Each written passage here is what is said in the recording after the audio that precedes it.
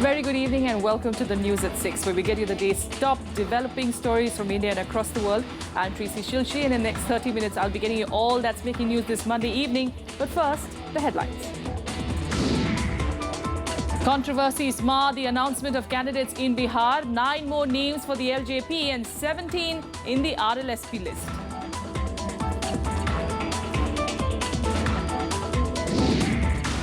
Violent protests continue against Nepal's new constitution. The army carries out flag marches in affected areas.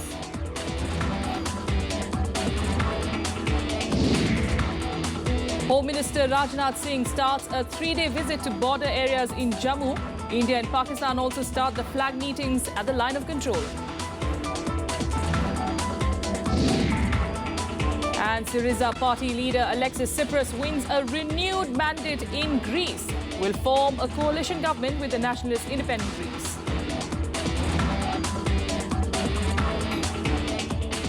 Well, our top focus continues to be on the Bihar Assembly elections. LJP and the RLSP today announced their list of candidates. With today's announcement, LJP has announced the names of 21 of its 40 candidates, while this was the RLSP's first list with 17 names. Both announcements, though, came with a fair bit of controversy. Here are the details.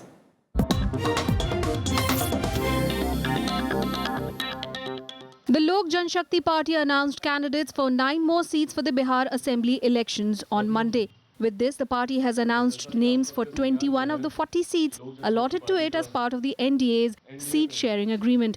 The party has selected former MP and strongman Kali Pandey from Kuchaikot and Vijay Singh from the Chakai Assembly seat. It was at loggerheads with Jatin Ram Manjhi's HAM over the Chakai seat.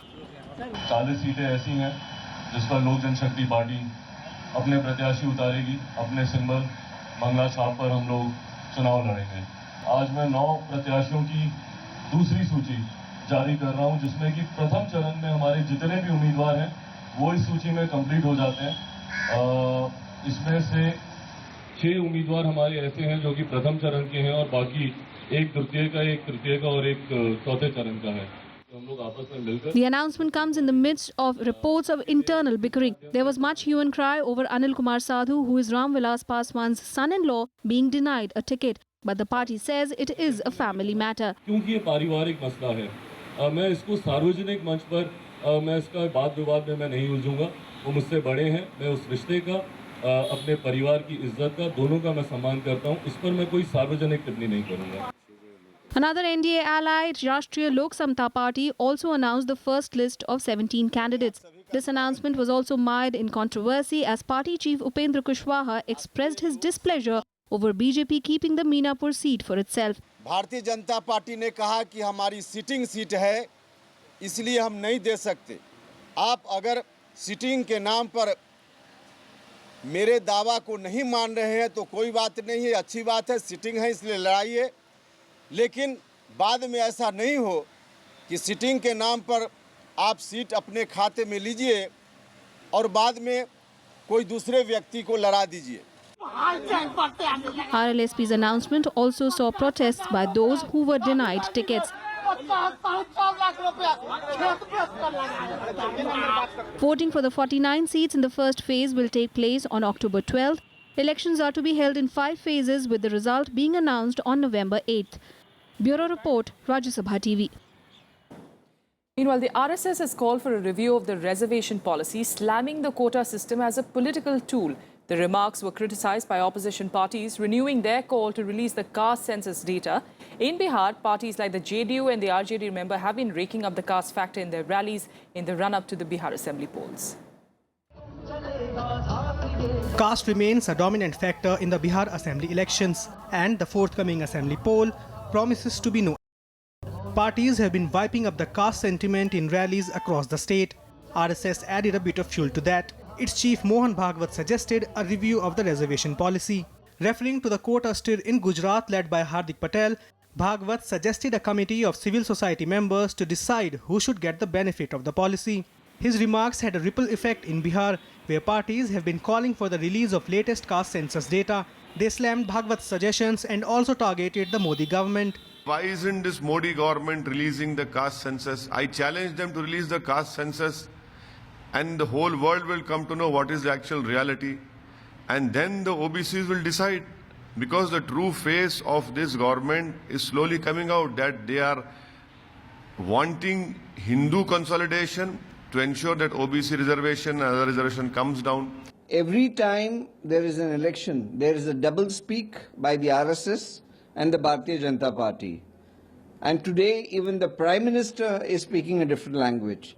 He spoke about the Mahadalits, the Dalits, and the OBCs, to which he belongs. Let them review their position on reservation first, before sermoning to the nation on what should be the position on reservation. जो लोग भारत की एकता और अखंडता को तोड़ना चाहते हैं, जिनका संवैधानिक संस्थाओं में विश्वास कम है, वो लोग और वो संस्थाएं ही इस तरह के वक्तव्य देने पर तुली हुई हैं. Janata Parivar is aiming to consolidate the backward class votes that had propelled Chief Minister Nitish Kumar to power. Both Nitish and his ally RJD Chief Lalu Prasad have proposed Mandal 2.0 politics in an attempt to keep BJP and its allies out of power in the state. Bureau Report, Rajya Sabha TV.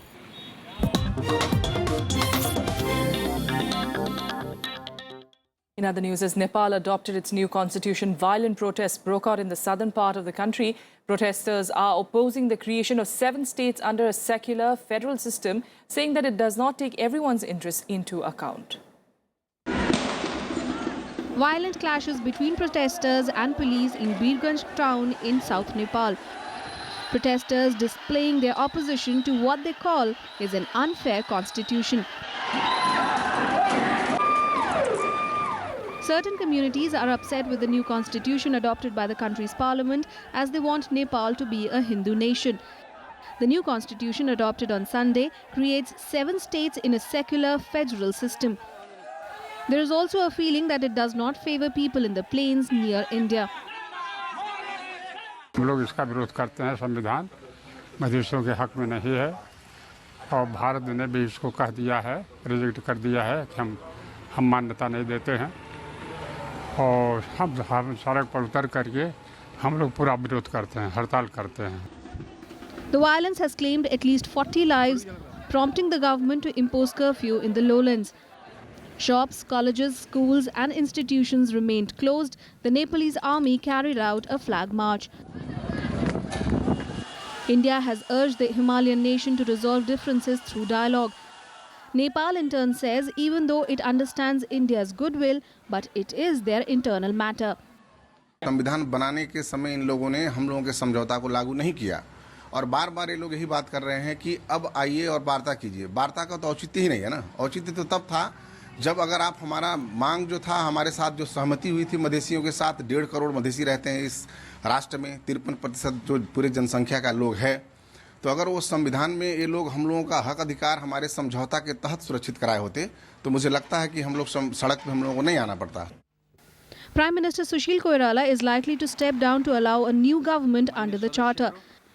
The democratic constitution is a historic step for a nation that has seen war, a palace massacre and devastating earthquakes since a campaign to create a modern state began more than 65 years ago. Bureau Report, Rajya Sabha TV.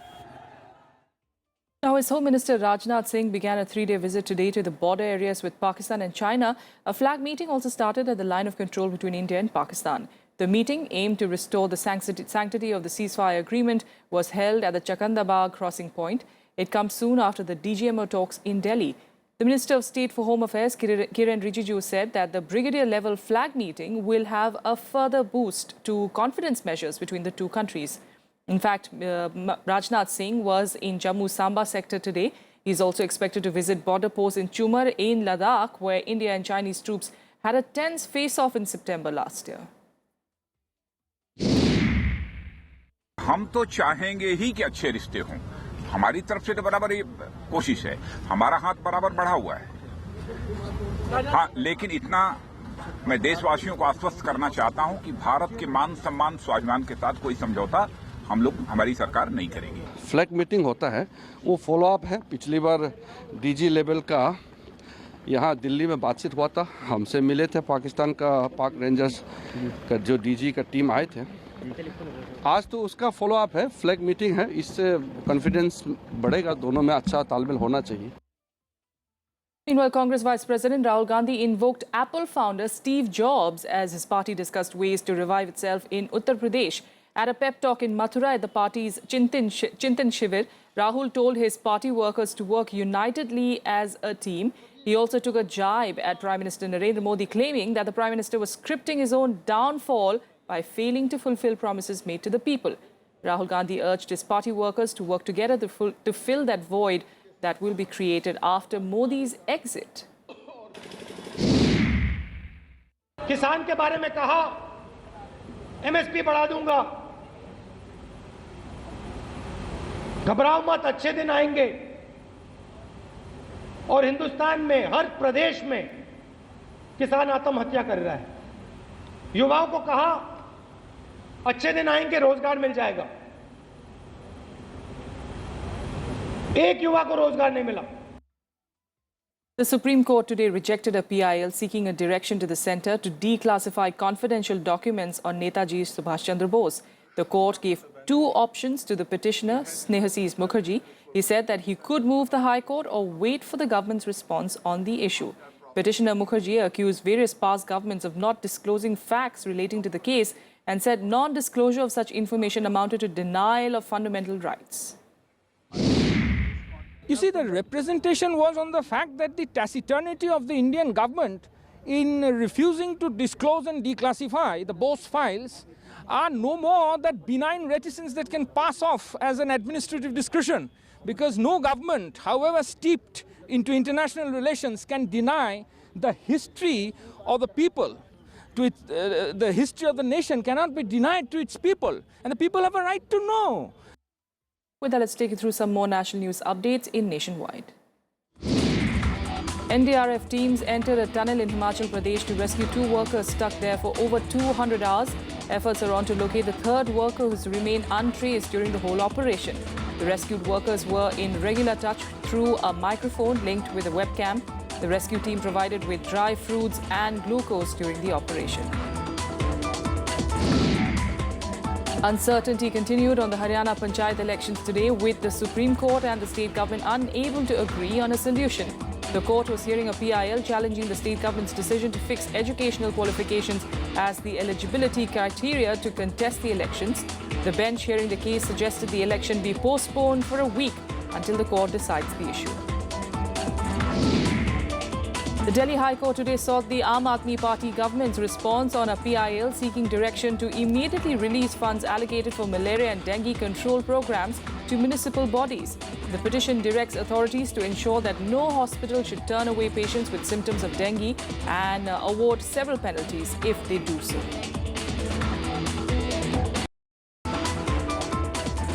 Time for a quick break, but up next, India and the US are to hold the first strategic and commercial dialogue in an attempt to boost bilateral trade by five-fold. Details of that in a bit.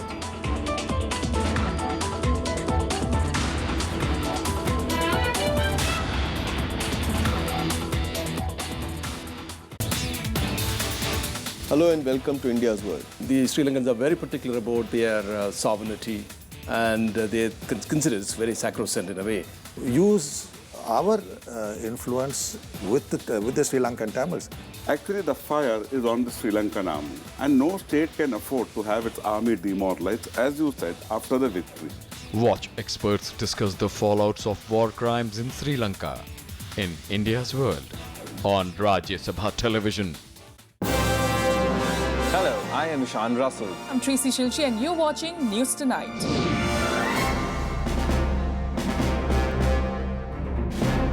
Together with the team of our dedicated professionals from across various fields. This is Shyam Sundar, Vishal Dahiya, Akhilesh Suman, Frank Pereira from Beijing, China. Kriti Mishra for Rajya Sabha television. We bring to you the news that matters here on Rajya Sabha TV.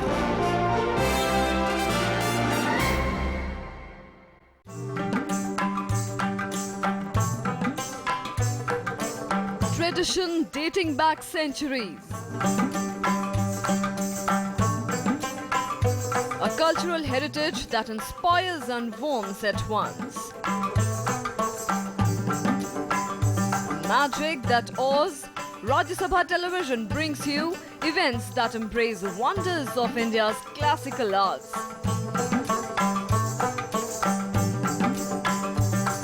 Conversations with the biggest names in the culture and music. Rajya Sabha Television, democracy at work.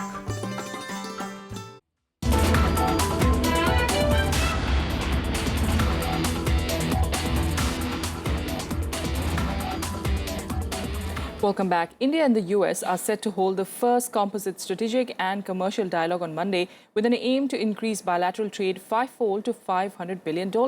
This also comes ahead of the Prime Minister's US visit later this week. The Indian CEOs are upbeat ahead of the talks. Ahead of Prime Minister Narendra Modi's visit to America, India and the US will hold the first ministerial meeting of the Strategic and Commercial Dialogue in Washington. External Affairs Minister Sushma Swaraj will lead the Indian delegation, while the US delegation will be headed by Secretary of State John Kerry. During the dialogue, several bilateral, regional and global issues would be discussed between the two sides. CEOs from both the countries are expected to attend the meet in large numbers. I think both sides are looking at investing in each other's country, and I think the business opportunities are very compelling in India and in the US. I think there is a lot of natural partnership already because Indian companies are invested in America and vice versa. The purpose of this is to promote bilateral trade and investments, and a number of issues are going to be discussed tomorrow. Smart cities, digital infrastructure, manufacturing in India, infrastructure. So a lot of projects have been identified. During US President Barack Obama's visit to India in January, the two countries had projected a target of $500 billion of bilateral trade. The decision to elevate the India-US strategic dialogue into a strategic and commercial dialogue was also taken during the visit. Bureau Report, Rajya Sabha TV. Now, despite roadblocks, Finance Minister Arun Jaitley remains confident to roll out the GST regime by next year. Addressing the press in Hong Kong, Jaitley assured the key reform bill will be through in the forthcoming winter session. The bill still awaits a nod from the upper house to clear the path for a new tax regime. It needs a two-thirds majority to get the clearance from Rajya Sabha, where the ruling party is in the minority. Meanwhile, Jaitley also asserted that India will outperform last year's growth rate of 7.3%. He denied the possibility of the impact of the lagging Chinese economy.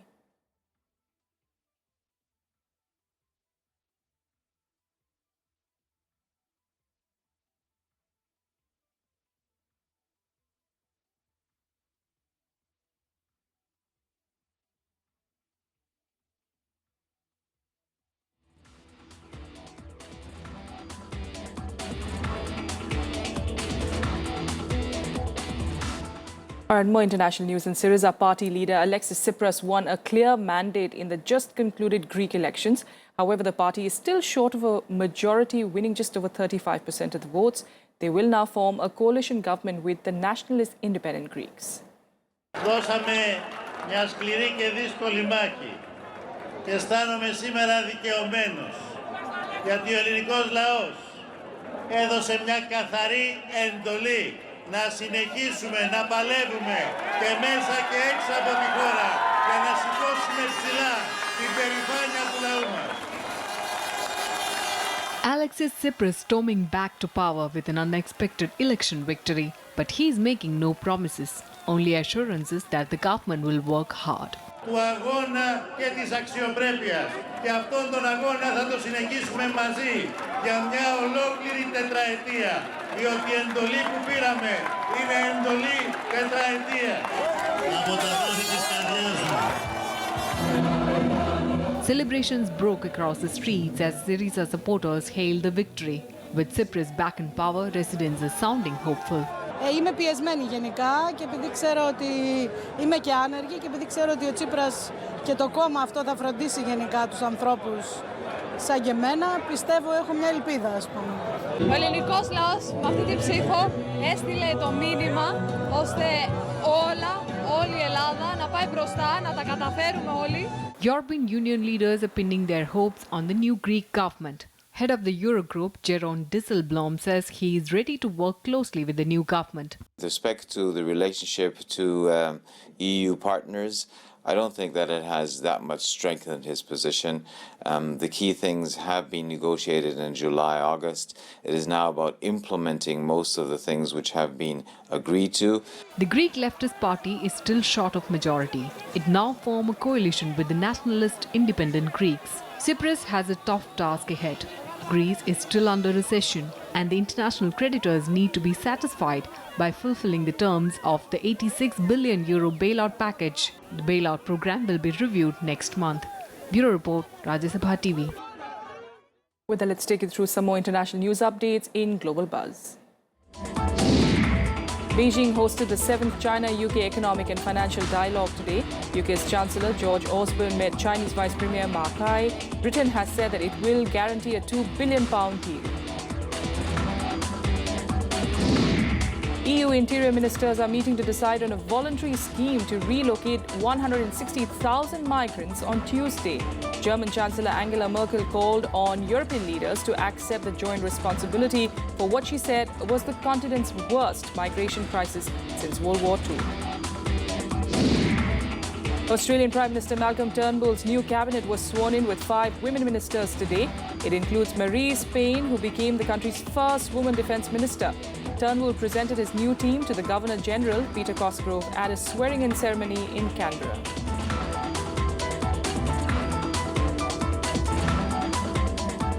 And coming up next, we are getting you BCCI President Jagmohan Dalmia being cremated in Kolkata, and after fellow administrators and politicians pay tribute to the legend.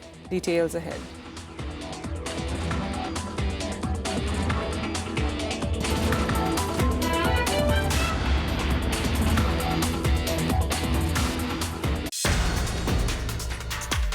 Nepal में नए संविधान का विरोध, 14 जिलों में curfew और flag march, हिंसा पर भारत ने जताई चिंता। देखिए पहली खबर, नए संविधान का विरोध, शाम 7 बजे। राज्यसभा टीवी का ये बेहद खास प्रोग्राम है गुफ्तगू। नए चेहरे, बड़े बड़े नाम। नमस्कार, मैं हूं संजय मिश्रा। मैं हूं अमी मुल्लन। नमस्कार, मैं हूं रुचि और मैं हूं मानुषी। मैं हूं कास्टिंग डायरेक्टर जोगी। मैं हूं नंदिनी श्रीकांत। मैं हूं नीरज केवल। मैं हूं अमित त्रिवेदी। मैं हूं पंडरी दादा।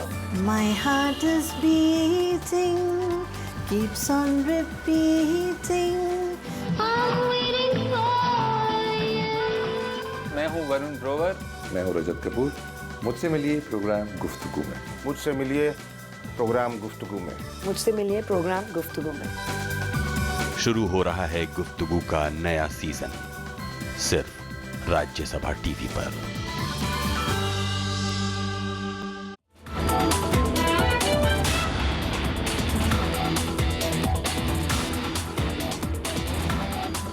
Tributes pour in for BCCI President Jagmohan Dalmia, who died of cardiac arrest in Kolkata last night. Several sports administrators, including former BCCI boss N. Srinivasan, queued up outside the iconic Eden Gardens to pay their last respects. Dalmia was cremated after his body was kept at the stadium since morning. There was a beeline of cricketers, former and present, as well as thousands of well-wishers outside the Eden Gardens since Monday morning. They paid tributes to BCCI President Jagmohan Dalmia, who died at a private hospital on Sunday night. He was 75 years old. A former ICC boss who was instrumental behind development of cricket across the world, Dalmia was fondly remembered by all as a sports administrator who was always on the side of the cricketers. BCCI has lost a visionary and a father figure of Indian cricket. He was a great cricket administrator. It's a great loss to Indian cricket, and personally a great loss to me as well. It's a very sad occasion. It's a solemn occasion. No, it's a great loss. You won't get this type of good administrator, cricket administrator, because he knows the cricket like anything. A businessman known for his marketing acumen, Dalmia was a key figure in bringing the 1987 and 1996 Cricket World Cups to the subcontinent. With Dalmia's death leaving a vacuum at the top in BCCI, IPL chairman Rajiv Shukla said that the board will appoint an interim president if its constitution permits. Bureau Report, Rajya Sabha TV. And now let's get you some action from the world of sports in Sports Beat. Belgium reached their first Davis Cup final in over 100 years after beating Argentina 3-2 in the semi-finals. Belgium, who trailed the tie 2-1, completed with a thrilling comeback with both David Goffin and Steven Darcis winning their reverse singles match. They will now play Great Britain in the final. Lionel Messi scored twice and missed a penalty in Barcelona's 4-1 win over Levante. After a goalless first half, the match came to life with the defending champion scoring 3 goals in 12 minutes through Barca, Neymar and Messi. Levante got a goal back, but Messi struck again in the 90th minute to put Barcelona back on top of La Liga. Borussia Dortmund continued their 100% winning record in the Bundesliga after a comfortable 3-0 victory over Darmstadt. Jonas Hoffmann, Shinji Kagawa and Pierre-Emerick Aubameyang were on target for Dortmund. With the win, Dortmund regained the top spot in the league, extending their winning run to 11 games. And that's all we have for you on the news at 6. Thanks so much for joining us.